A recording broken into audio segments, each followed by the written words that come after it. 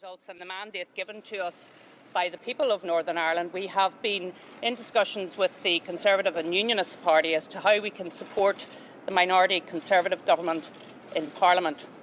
Today, we have reached an agreement with the Conservative Party on support for government in Parliament. This agreement will operate to deliver a stable government in the United Kingdom's national interest at this vital time.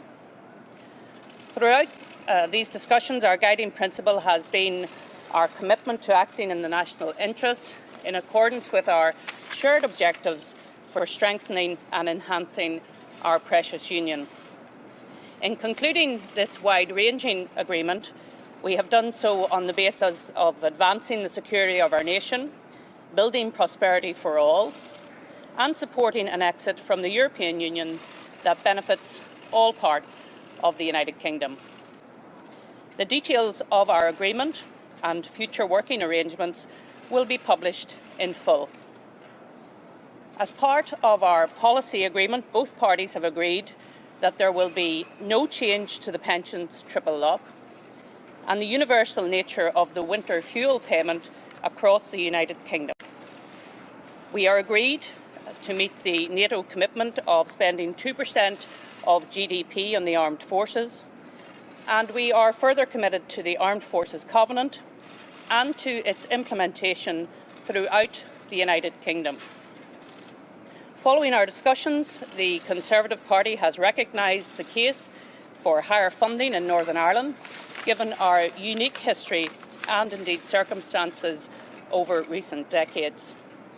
The UK Government will publish, as an annex to our agreement, the details of financial support that will be made available to Northern Ireland. Our aim in these negotiations has been to deliver for all of the people of Northern Ireland, and the support measures which we are announcing will be to the benefit of all our people. They will boost the economy and invest in new infrastructure, as well as investing in the future of our health and education sectors and a range of other measures. We welcome this financial support of £1 billion in the next 2 years, as well as providing new flexibilities on almost £500 million previously committed to Northern Ireland. As a consequence, spending power of almost £1.5 billion will be available to address the unique circumstances of Northern Ireland and the effect these have had on the economy and its people. In furtherance of our overall agreement, the Government and the Democratic Unionist Party have established a coordination committee.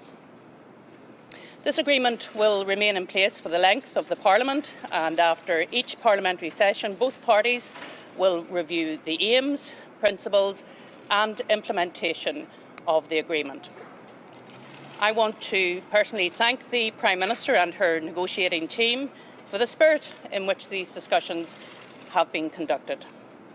I particularly want to acknowledge and pay tribute to the two men standing beside me, the Right Honourable Nigel Dodds and the Right Honourable Sir Geoffrey Donaldson MP, for their efforts. I want to thank other party colleagues and indeed our parliamentary party who will be to the fore in working these new arrangements.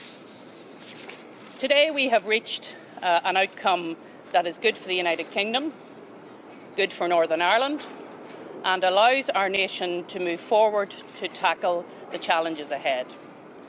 This afternoon I will be returning to Northern Ireland to continue our discussions as we attempt to re-establish the Northern Ireland Executive, because now, more than ever, our political leaders, both locally and nationally, need to work together to find solutions for all of the people we serve.